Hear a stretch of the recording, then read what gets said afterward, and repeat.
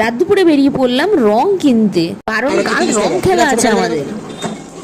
দাঁড়াও, এটা কত? এটা ছোটটা 30 টাকা আর 90 টাকা 120 টাকা 20 টাকা তোমার পিচকি। 120 টাকা আর 30 টাকা দেখছো? হ্যাঁ সত্য স্কিনের কথা শুনে মাথা ফাটা রংটা তোমাকে মাখাবো না, সবুজ রং তো মাখবই না। তোমার মাথা যদি বালতি বইটা রং না ডালছি কালকে করে দেখে নিও তুমি। এই আমি তো নেব, চল লাগ ক্যামেরা পার লাগি।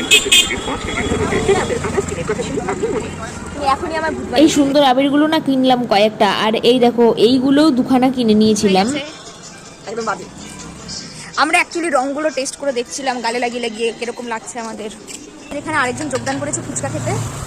ফুচকা খেয়ে আমরা আবার একটু রেস্টুরেন্টে ঢুকলাম, আর দেখো কাকিমা আমার মুখের অবস্থাটা কি করে রেখেছে।